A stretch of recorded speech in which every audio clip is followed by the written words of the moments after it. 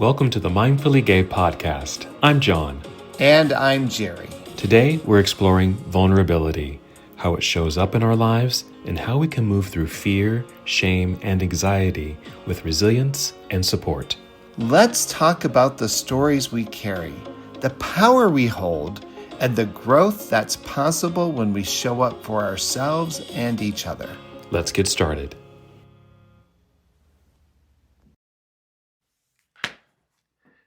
Hello, everybody. Ta-da! Ta-da! We are here and we are queer. I am John. This is Jerry, and welcome to the Mindfully Gay podcast. Good morning, good afternoon, whenever you're listening to us. Exactly, because you might be sitting in the bathtub having a nice cocktail. In Indonesia. Right? Well, yes, we do welcome you to the podcast. We love having our listeners like you join us. And before we even get started, if you have any comments or suggestions on topics, please let us know in the comments. If you're watching on YouTube, hello out there. Also, leave us some comments in the comment section there, and share this podcast with friends. Let other folks know that we're around, and give us a thumbs up, rate and review our show, and that will certainly get our show to more people. I'm often surprised who I find out is listening to us. Yes. And hopefully it's not my mother. But I just went to this conference last week. And as a clinical social worker, talking about clinical social work things. Right. And a group of social workers from NASW. And I was surprised at how many people, and gay, straight, like a lot of people seem to be listening to us. Almost like this one guy said that he plays bits and pieces of it to his clients. Oh, wow.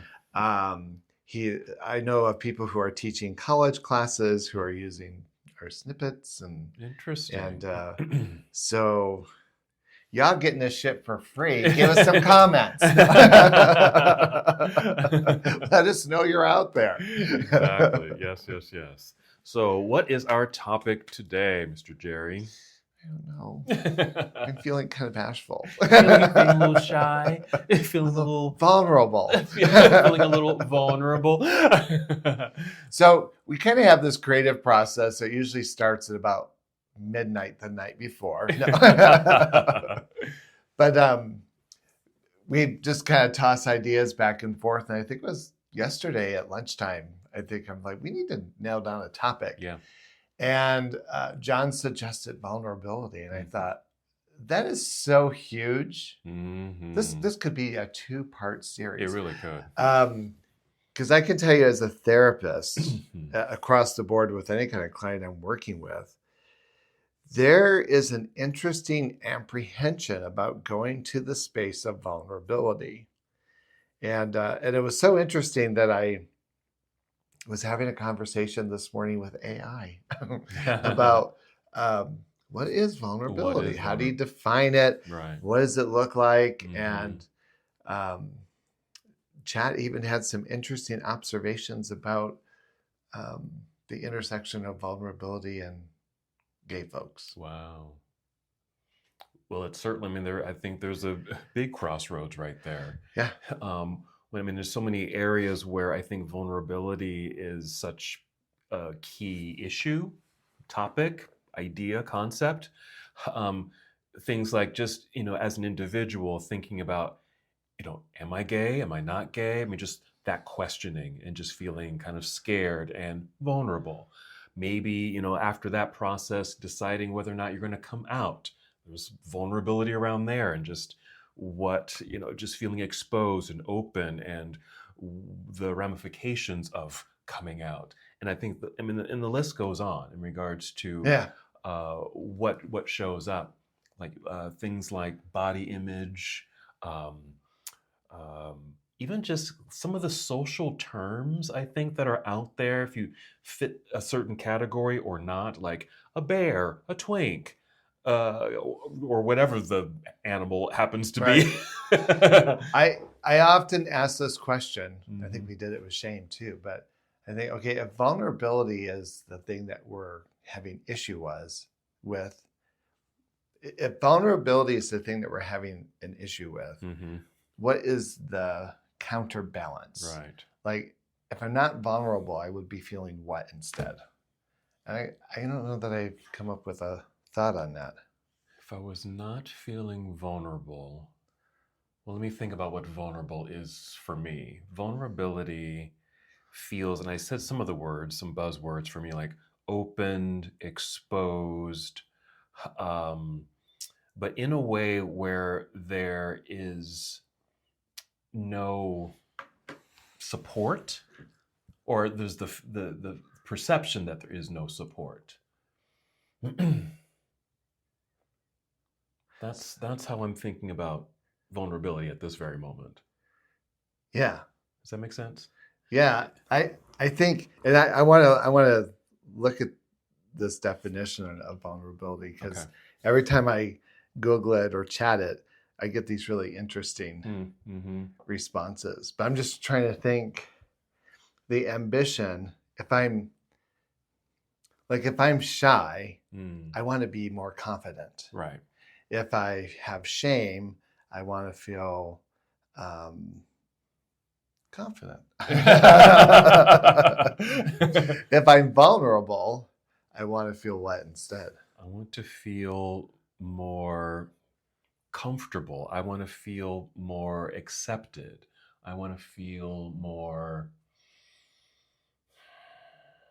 supported. Yeah. Um, it's a big. It's like shame, where there's so much Yeah. in the realm of what it is. It's not just one thing. It's like this, um, a whole pot or stew full of different things. Well, I did this morning and I just did it randomly right now, Uh and huh. it's giving me a very similar response. Yeah. Go ahead and read it. But it has some interesting trigger words Okay. that I think we're touching on. Alrighty. Vulnerability means allowing yourself to be open, Mm-hmm. emotionally exposed, and Yeah. authentic, Inauthentic. even when there's a risk of being hurt, judged, or rejected. Uh huh.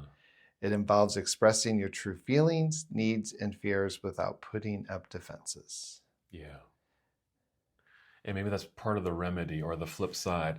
I don't have to defend who I am, or what I am, or what I do. Well, then they say, though vulnerability can feel uncomfortable, it's also the foundation for deep connection, trust, and growth in relationships. See, that's the thing. That's the thing. I think we're quite. I mean, we've talked about this like really early on in the podcast history library, where we talk about kind of the gay trauma and the things that we stew over, and like, oh, woe was us, right? But I think it's those very things that make us stronger and so unique in the community, because Yeah. we're resistant. The resistance we've built around those things. Yeah. But what is it? Resiliency, not resistance. Resiliency we Right. built around those things. Well, and there's a lot of research around. In fact, I had a conversation with a client about this concept of resiliency. And I say, it's interesting. There's some interesting data out there that suggests that the difference between gay folks and straight folks is this concept of resiliency, and that it's tied into, Mm-hmm. right? There is a deliberate process of coming out. There's a deliberate process and contemplation of who I am, how I fit, how I show up, How you show up, yeah. right? So I was thinking about this in a drive over here. I thought, well, vulnerability, to get to the other side of vulnerability, requires a very deep, intentional process. Like, I have to intend to go to the place of discomfort Mm-hmm. in the anticipation of getting to a space of growth. Yeah, that makes total sense.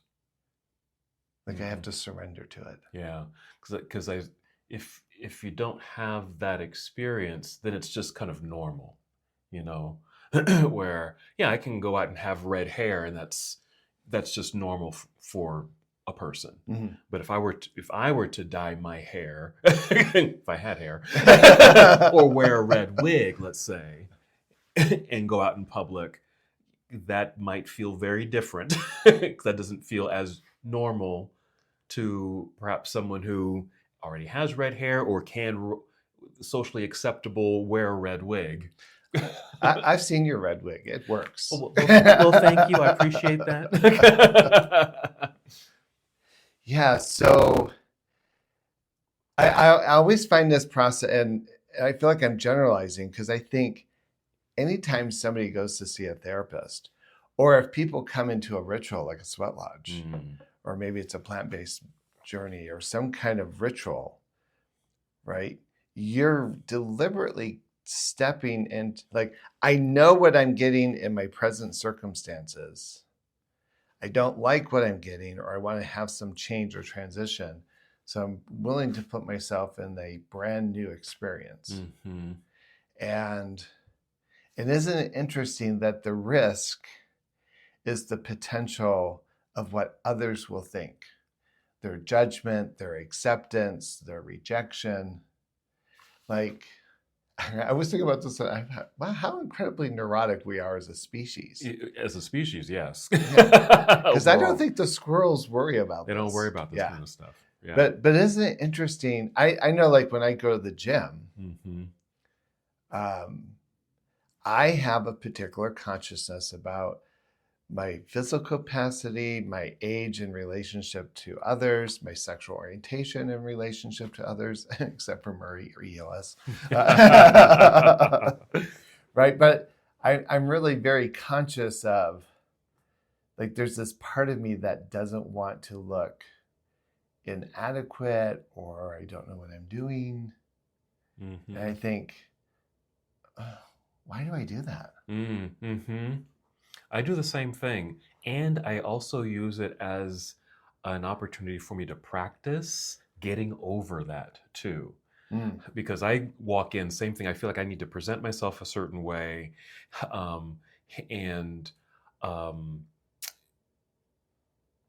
and in order to fully show up without feeling like I'm going to be judged for what I look like because of what I'm wearing or how I'm lifting or not lifting, it's actually a practice for me. And so I consciously go in. It's like, okay, I'm going to do this lift or use this machine I've never used before, for example, because I don't want to look dumb using this machine and doing it wrong, and someone's looking, and in my head they're laughing at me, right? I was like, no. In my head, I'm talking to myself. No, John, just do it. Read the instructions. Get on board. And do the thing. Try it out. Same with like what I'm wearing. I tend to wear uh, I tend to wear shirts that are cut off at the sleeves, right? And I have one shirt that I love, but it's just tattered, and but I love it. It has holes in it. It's ripped. You know, at any moment I could get caught on a machine and like choke myself. You know, Is that the one you had in 1989? Yeah. But I love this shirt, and I think so one part it's just rags just on my body, but the second note I like wearing it because I think it looks good on me. It does a certain thing to my body that I like, right?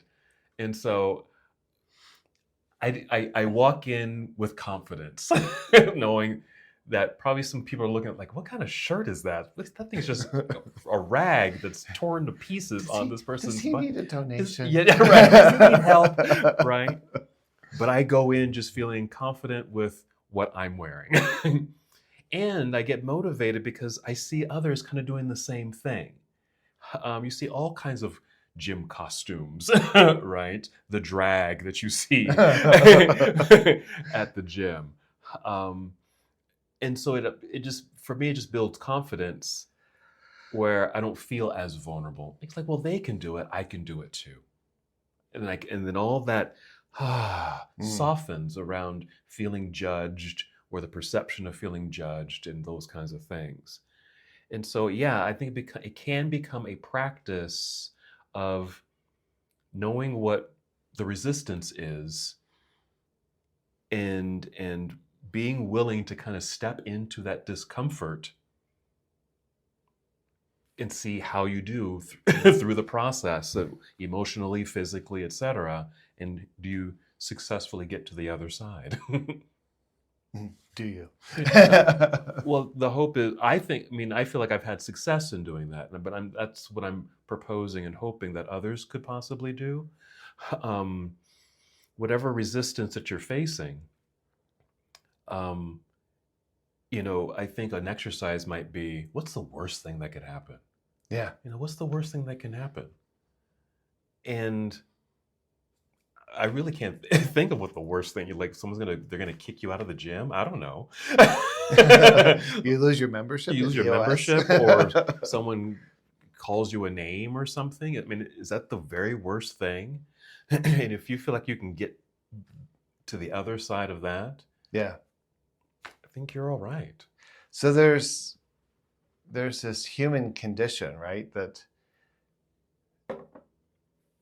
I don't know that I want to call it a human condition. I struggle with that, but right, the factor is this constant dialogue about how am I in relationship to others? Yes. Am I fitting in? Right. Am I normal? Mm-hmm. That comes up all the time in my office. I just want to feel normal, and I always say, why? Mm-hmm. That's such a low bar. Yeah. And I wonder what that is about.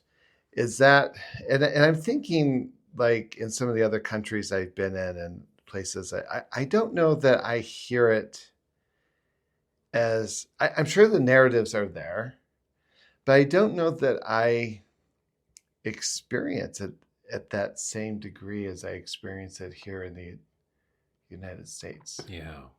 And I should preface, a lot of the places that we're going to are kind of more remote-ish. True. And the people that we know are, living in very small communities. But maybe because the need for survival is so much more intense that maybe it's not as relevant in the dialogue. Mm-hmm. It would seem like that it just doesn't matter. It's like if you had to rank what's important to you. Food, shelter. Exactly. Like that kind of stuff, it isn't really important. What you look like and what shoes you're wearing doesn't matter. Yeah. Yeah, it's more about shelter and food and community and things of that sort. I did the presentations I did on Friday. I've done presentations forever for the last 30 years. And I almost canceled this. And a friend of mine said, just go in there and tell them how you're feeling. So I got in front of the audience. I said, quite frankly, I don't want to talk about this anymore. And they all kind of looked at me. I said, I feel like every time I get asked to do one of these presentations, I have to spend 15 minutes saying G stands for gay, L stands for lesbian, right? And I said, as therapists, you guys should really be beyond that. And we should really be talking about like identity formation, like how do we grow and expand our sense of identity? And part of that conversation then was in this space of the deliberate nature of coming to understand who we are as gay and lesbian people. And it used to be, I'm not sure what the current statistic is, but there used to be like these coming out statistics. And almost always, like if there was ever some kind of a format about who do we come out to first, the very last people on the list every time is family. It's family. Parents. The people that are most close to you. Yeah. And so we're just kind of talking about, what is that about? What is it that is so frightening? What is it about our sense of identity that becomes the last people that come out to? Yeah. I mean, I can certainly relate to that. And I think that really fits with this vulnerability conversation, Because I think, like, the parent that you're afraid to come out to, I mean, just thinking about the potential, what's the worst thing that can happen, right? If we're asking that question, you get ostracized, you get kicked out of the house, you're, off out of the will. I mean, they don't see you as a person anymore. I mean, all those negative Mm-hmm. things, right? And that's the fear. Like, I could never tell my parents that I'm gay because list, right? And it is that fear of being not accepted, Mm-hmm. that total fear, that human, and you said human condition, but I think that is a human condition. We want and need to be accepted and a part of a community, a family of sorts, a circle, a tribe. And if you feel ostracized from that tribe, then what are you? Who are you? Yeah. You know? One of the things in this conference, we were in this discussion of identity formation. People said, well, what are the conversations you have with your clients? And I said, I always go to that place, and I referenced our podcast. Uh-huh. I said, I always go to this place of what are the blessings? What is it Yeah. that you have been bestowed upon as a gay person? Yeah. What it was interesting. Both audiences were just like, wow, they had never contemplated such a question. Yes. And then they said, well, what do you tell them? And so, well, I usually try to help clients find their own sense of that. Exactly, right. But, and I didn't say this at the conference, I wish I would have, but what's occurring to me is I think one of those blessings, I think when we confront that space of vulnerability, Mm-hmm. when we confront it and give ourselves permission to really deliberately consider our existence and to cross that threshold of I'm willing to trust you to bring me into the tribe or allow me to continue in the tribe. I think that is not something that all of my clients share. But most gay people on some part of the continuum have some consciousness about how they came to understand themselves. Mm-hmm. And I think there are lots of examples around us, politicians, where people have not done that work of self-examination. Mm-hmm. And yet I think by default, queer folks by default have to deeply consider their existence and be actively engaged in the engineering of the outcome. Yes. That is a blessing. That's a blessing. That's a blessing. And just to add on to that, because I'm just thinking about that conversation that you might have with a close friend or family member or a parent about coming out, for example, because I think we've been conditioned to think that gay is somehow wrong, and here's that list, Problems. the problems associated with being gay, right? And so we're socialized in that way. But if we flip the script and end that internal processing that individual needs to do and does do in thinking about coming out, to a person, not just to themselves, but to people, maybe even their parents. It is that process. And I think the questions they need to be asking themselves is, getting beyond the negative stereotypes and the lists and socializations around being gay in the world, but the gay blessings. What do I bring to this circle? What do I, my talents, my strengths, etc., and gifts that I could bring to my family unit, to my community of friends, to my school, to my wherever that I'm associating. Mm-hmm. If we can flip the script and get people to think in those terms, like, this is what I bring. I'm gay, and this is what I can offer our community, my church, my home, my family, right? And I think that does squash that feeling of vulnerability. You probably you'll feel vulnerable because it's something. Well, I got to face this, and there is a possibility I will get shunned. But knowing that I've got this nice big bag of gifts and blessings to support me, and I know who I am, that is going to help me. It can help me to push through that vulnerability. Yeah. Well, I'm thinking as you're talking, right? There's been people even throughout history, non-gay and gay, Mm-hmm. right, who have shown up in our history having done remarkable things. But almost a theme in their story has always kind of been the willingness to kind of interpersonally challenge themselves or to kind of confront the fear, be willing to risk it all and go forward anyways. Yeah. Right? Martin Luther King. I'm a diva fan, but Tina Turner. Tina Turner. Um, Wow. Yeah. who I mean, think about the people who have left their mark, who have shaped our culture and our cultural dialogue, are people who have been willing to stretch their necks out, face the fear, cross the threshold, and they're remembered. Mm-hmm. And I think that's a very similar dynamic. You're talking about all the things a family could do to someone who comes out. Authentic, right? To get to the place of authenticity may require for me to fully have that experience of authenticity, to face my fears and cross the threshold. Mm-hmm. And dare to speak, dare to show up in the way that is congruent with what feels authentic. Right.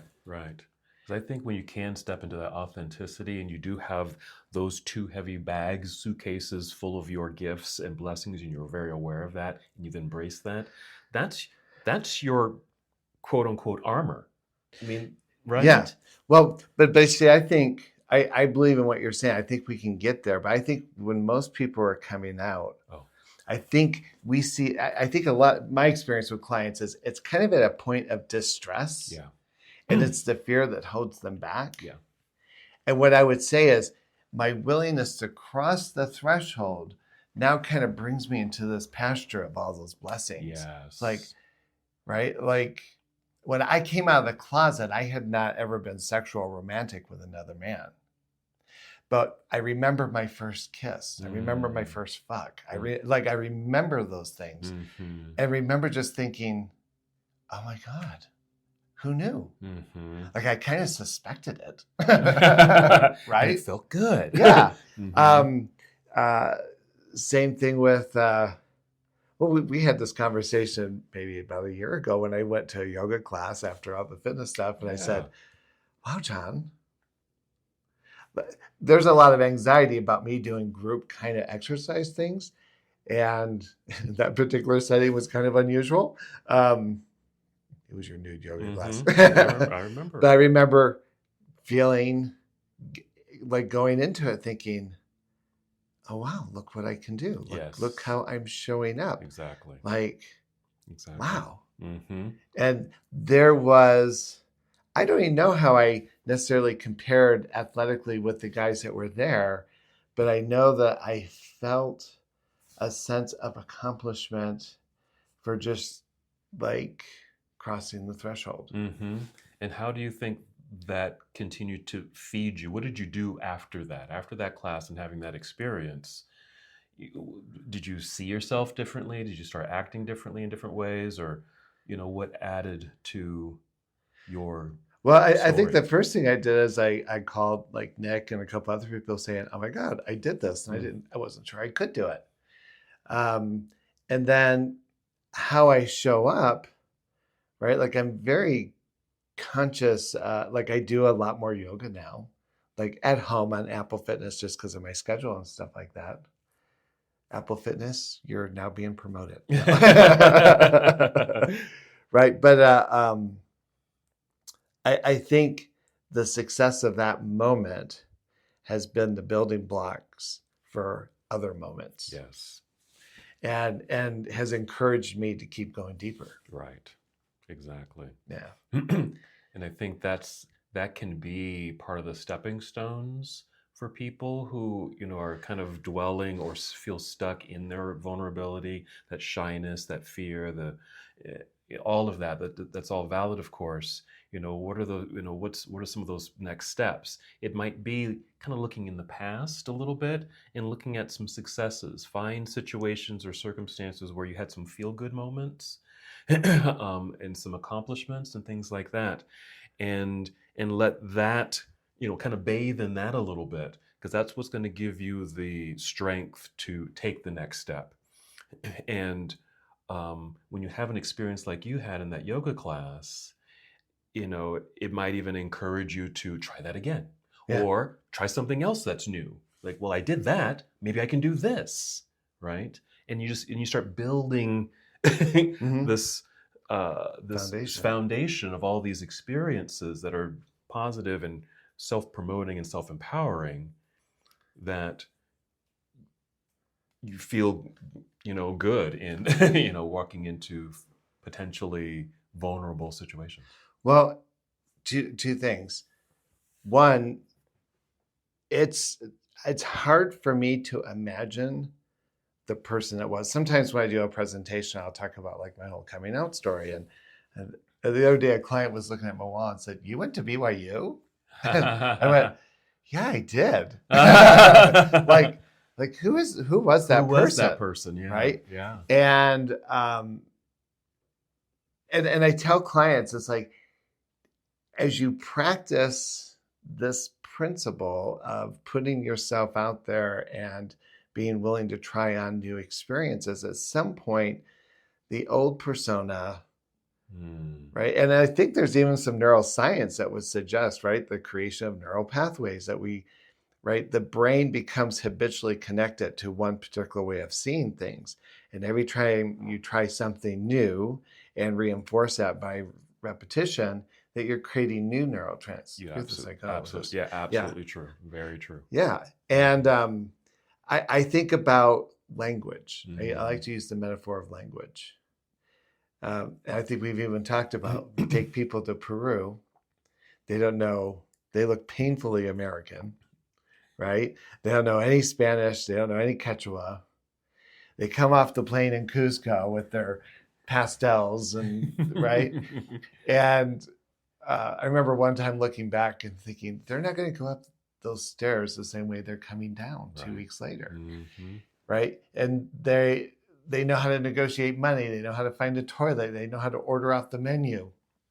Like they've somehow learned to, by putting themselves in a new experience and the reinforcement of not being able to abandon the effort, they create new realities. Yes. Right. And I'm using those words deliberately because that's very much like, how does a shaman, I've seen shamans do some pretty amazing things. And people are like, how did they do that? Mm. And my assessment is, and my experience has been, I have to abandon the reality that we're connected to.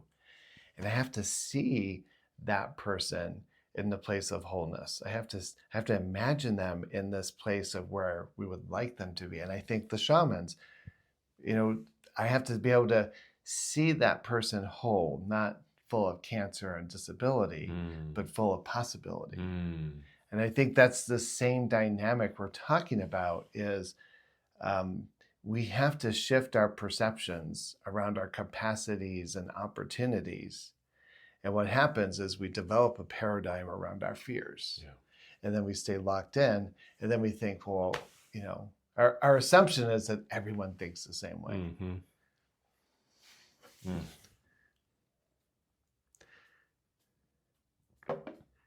It isn't interesting at the retreats how many people,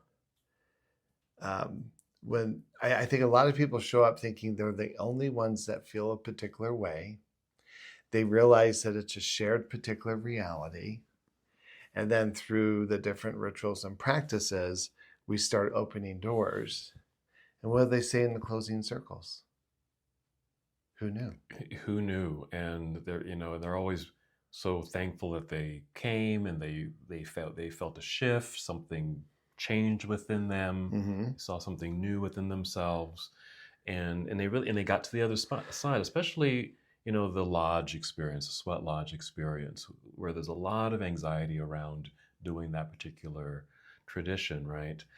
And and and I think one thing that you do, and I think this really should be talked about when we talk about vulnerability.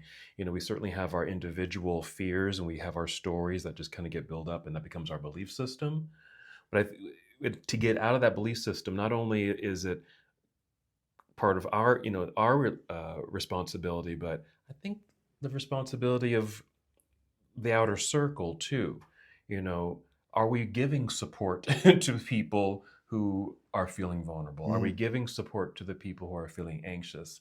And I think you do that very well, especially welcoming new people into Sweat Lodge. That you're very calm. You talk about you know uh, you know it's just the dark. It's just a little heat. It's just a little sweat. Close your eyes. Close your eyes. I mean, you make it approachable so that we can feel that diffusion of that anxiety and really be in that experience. And so, like at the retreats, when they have that support and then they do it and they get to the other side, it's like this. They ran the lap and got through the finish line, and it's a success. Yeah. So I'm wondering, because I think, here's my thought. I think the issue of vulnerability I think it's closely tied to the concept of fear. Yeah. And I would suggest, even right now in the political atmosphere, in fact, I asked this at my rooms. One room I had maybe 50 people, and the other room probably had 100 people in there. And I was asking questions. I said, what is it that you would say is the principal issue you're hearing from LGBTQ clients? And it was fear. And specifically the fear about the political climate, how the world is kind of shifting in this really awkward way. And people were showing up in their therapist office. And I would say since January 20th, it's been like epidemic. It's just like, okay, every day somebody's going to come in and say, going to be really committed to the doom and gloom. And I've always been very conscious. It's just interesting how quickly we defer to the idea of fear as the thing that prevents us from growth. Even before, if I ask people the question of, well, what is it that's holding you back? Well, I'm just afraid. Well, what are you afraid of? And then they can't name it. Yeah. Like, it's just like, well, I'm just afraid. Like, I should just be able to say I'm afraid and that should be enough. I was like, no, tell me more. And now, right, we now have a target to put all this fear. And I'm not saying there are not reasons to be politically anxious about what's happening. But what I do like to encourage people to do is to consider where their focal point of control is, right?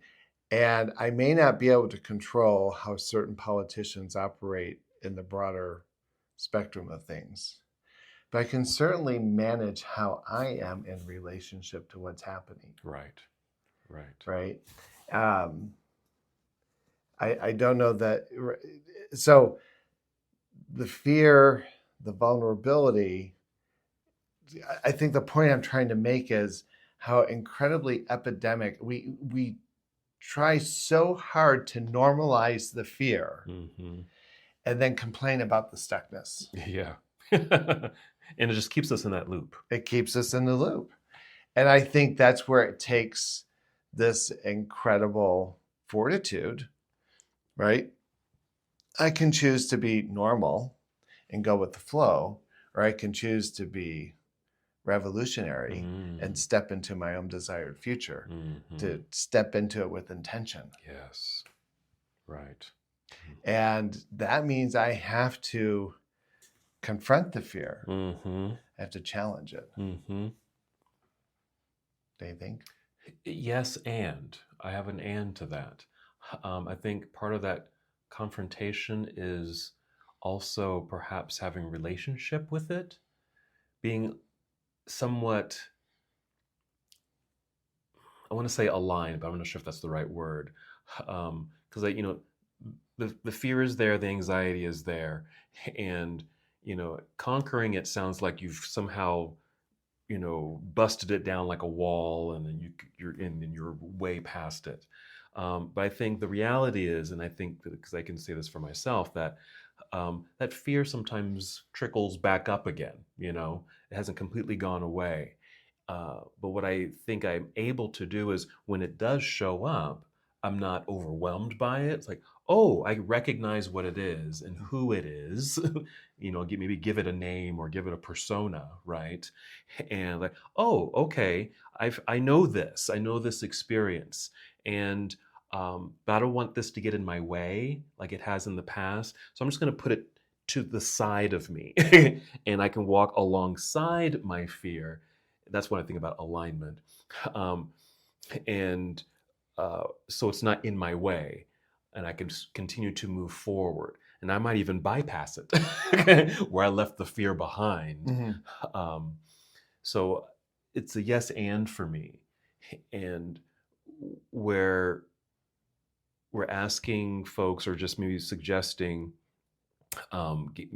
pushing through or busting through that fear and anxiety and vulnerability, there might be a part of having some relationship with it. And I think, do we talk about shadow work? Do we talk about shadows? We will. We will. Because I think that's part of that process too, just kind of being in alignment or aware of the shadow pieces of ourselves. I'm listening to what you're saying, and I think I'm struggling a little bit with some of it. Mm-hmm. But let me tell you where I might modify it. Mm-hmm. Like, how you said how like it kind of shows up. It's Mm-hmm. like, yeah. In fact, I think that whole process of creating new neural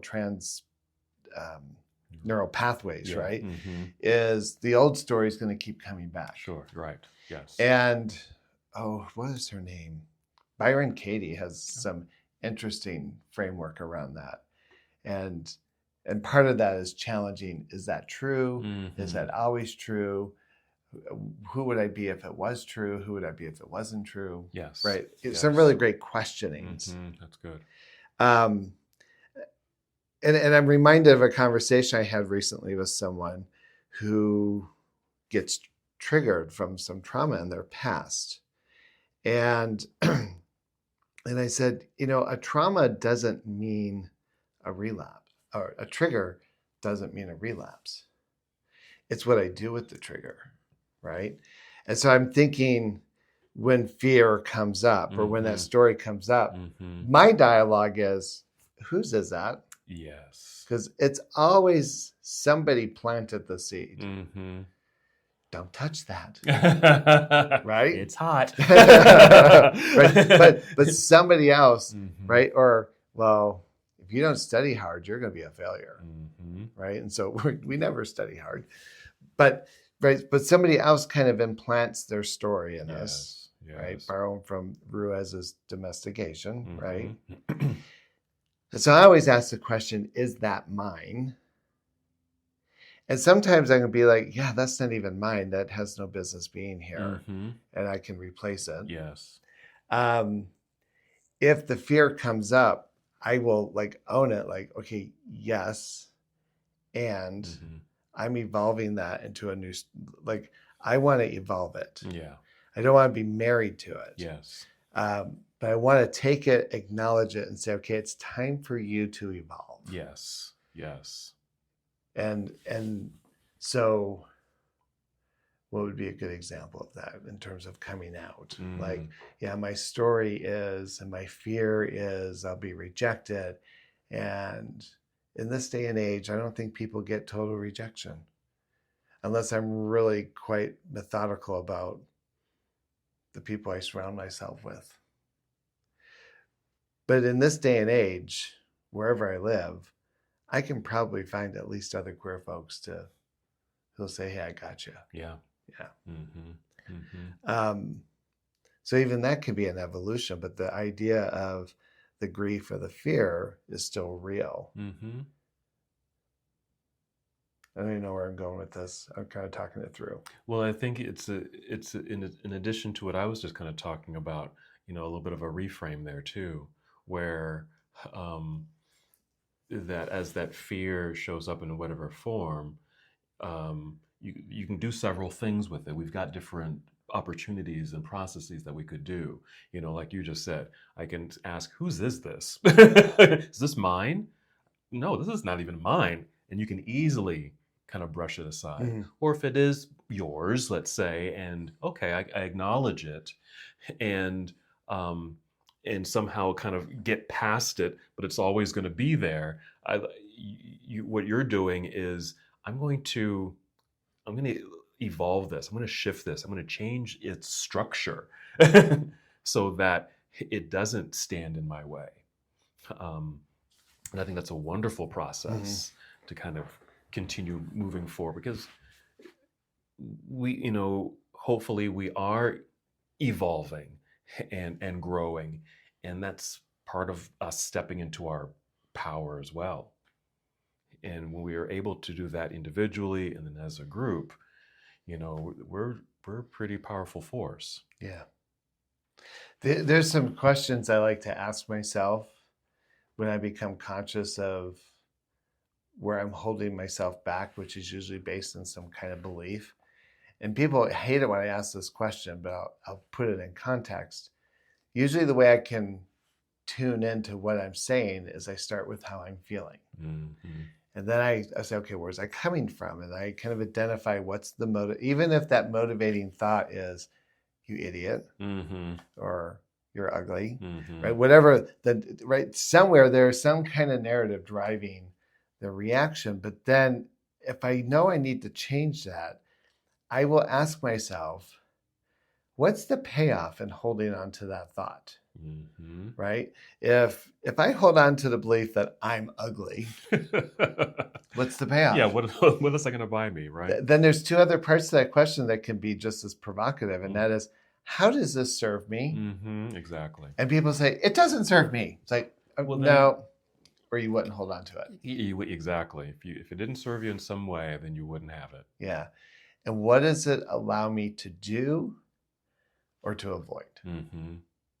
So if I hold on to the idea that I'm an idiot, then it allows me to avoid trying. It avoids me, it serves me in lots of interesting ways that never really holds me fully culpable. Mm-hmm.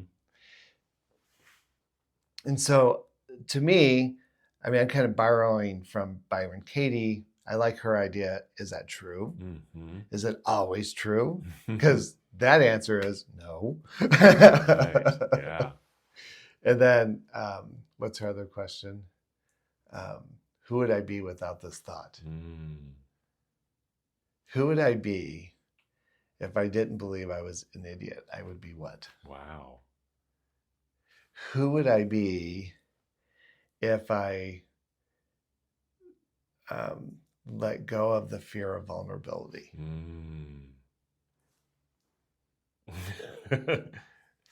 Those are the questions. Yeah. Those are the questions. Well, and according to chat, we'd be more authentic. Yeah. We'd be more connected. Mm-hmm. We'd be more, right? We'd be more ourselves. Yeah. More ourselves. Free of judgments. Yeah. And that can just easily show up without all the, yeah, the anxiety that often is shrouded. And I don't know of any way to work through vulnerability other than the word through. Like I have to confront it. I have to navigate it. Mm-hmm. Got to feel it. Got to feel it. And that's what I mean by having a relationship with it in a way. Get to know it. Yeah. I even say, honor that feeling. Get to understand it. What's happening here? What's going on? Because if you can't really change it or shift it or reconstruct it if you don't understand its construct, right? Yeah. So, and as going back to kind of our superpowers, we we are able to do that because of past experiences, even because of our generational experiences. People who have come before us, Mm-hmm. they've been able to do this. Mm-hmm. They've pushed through, and we can look up to them as our ancestors and role models, etc. Uh, and gain confidence, perhaps, like, well, if they can do that, I can do that. Yeah. And that continues to make us relevant. And we've said oftentimes on this podcast, like, if the world was trying to get rid of the gays through all these ways of squashing us and pushing us aside through history, it hasn't worked. Yeah. We are still here. We are relevant. We have a place here. Yeah. I shared in this conference, and I think I've shared this with you many years ago. I forget what the political debate was, but I wrote this prose that said, if you don't want us, that's fine. We're going on strike, and we are going to take everything that we've put into the cultural existence. We're taking it with us. And then I began to name, well, we're going to take Virginia Woolf, and we're going to take the Cat on the Hot Tin Roof. We're going to take the Sistine Chapel. Mm-hmm. We're going to take with us Ellen DeGeneres, and we're going to take with us RuPaul. And I went through sports. I went through politicians. I went through historical figures. And I said, now what do you have left? Yeah, not much. It's called gray. You need the rainbow flag. Exactly. You're just jealous you didn't think of it first. Mm-hmm. Exactly. That is it. But, and this is another platform. I wish what our queer culture needs is a reinvention of the concept of pride. Yeah. That we can look to our history, our contributions, our participations, our gifts, our willingness to work through the veil of vulnerability. Like, what would happen if we celebrated that versus the Speedos of the day? I mean, that's fun too. Yes. But I think we could develop such a powerful cultural relevant narrative, especially for our youth, if they understood there was reason to be proud. Yes. Love that. Love that. And we talked about that a little bit about, pride and, kind of redefining what pride could be. Ritualistically. Yeah, right. Mm-hmm. Yeah, exactly. That was a good experience. We did it in October. And we'll do it again this October. Yes. Well, this really sparks so much in regards to, this conversation around vulnerability is so vast, and we can go on and on about this because there's so many elements to it. What would be kind of a summary of our conversation that we could share with our listeners, and how could they maybe contribute or add to the conversation? Being vulnerable can look like admitting when you're struggling or need help, sharing deep emotions or insecurities with someone you trust, taking risk in relationships like expressing love first or setting boundaries, being authentic instead of trying to fit in or impress others. There you go. And that's just off the definition of vulnerability. Yeah. But I think what's interesting, I did ask Chat the question, what would be your suggestion to improving the sense of vulnerability between gay men, right? Mm-hmm. Cultivating emotional safety in friendships and relationships. Yeah. Leading with vulnerability, creating non-sexual spaces for connection. Reference Mindfully Gay. We're doing these things. Challenge the fear of judgment. encourage more inclusivity, support groups and gatherings, reduce competition and comparison. Like that. I want to jump down to the spiritual one. Mm-hmm. Build spiritual and emotional grounding, create intentional communities, Yeah. practice mindfulness, honor the power of storytelling. Perfect. I guess, in my opinion, John, I think if I'm looking at it kind of mystically and esoterically, vulnerability is an interesting illusion that we get deeply invested in. And then once we've kind of broken the illusion, we realize, oh, there was nothing really there to begin with. Mm-hmm. Look what's available to me now. Right. And that's what I would put out there, whether it's a retreat or Mm-hmm. meeting a new circle of friends, right?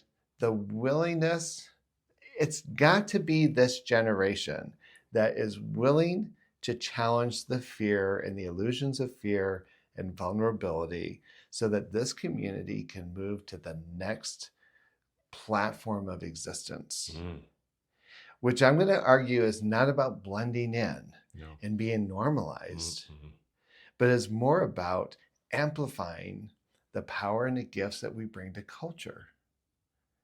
And it's powerful. Very powerful. And we're the only ones holding ourselves back, not Donald Trump. Exactly. Yeah. I think you nailed it. I think you really nailed it. And all those things that you read from an AI, listing, these are reality. It's a reality. It's not just AI. These are things that Mindfully Gay is doing. We are doing these things, creating relationships, friendships, community gatherings, spiritual connections, all of these things.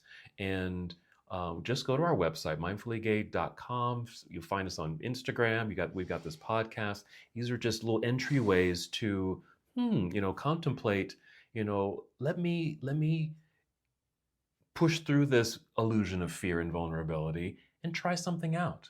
And I probably will make a connection and be able to see the value that I bring to my community, because I'll experience something like a retreat and see the wow and experience the wow of this group and within me, that I'll want to and have to just share it and spread that energy. Yeah. Mm-hmm. Perfect. Yeah. That's it for now. I think we still would love to hear what you think about vulnerability, fear. Is it an illusion? Is it real? How do you deal with it? If you're a therapist, how are you talking to your clients about this? If you're gay or queer and are thinking about, your own vulnerability and need to reach out, find us on Instagram, find us through this podcast, whether you're listening to it on Apple Podcasts or Spotify or seeing us on YouTube. Just reach out, ask a question. We'd be happy to respond to you. And we're going to keep this movement moving forward. Be vulnerable. Be vulnerable. And I think that's it for now. So we will see you next time on the Mindfully Gay podcast. Thanks for joining us for this conversation about vulnerability. If today's episode resonated with you, please rate it and leave a review. It helps others in our community discover the podcast. We'd love to hear your stories too. Connect with us on Instagram at mindfully_gay. And visit mindfullygay.com to check out our upcoming free social events.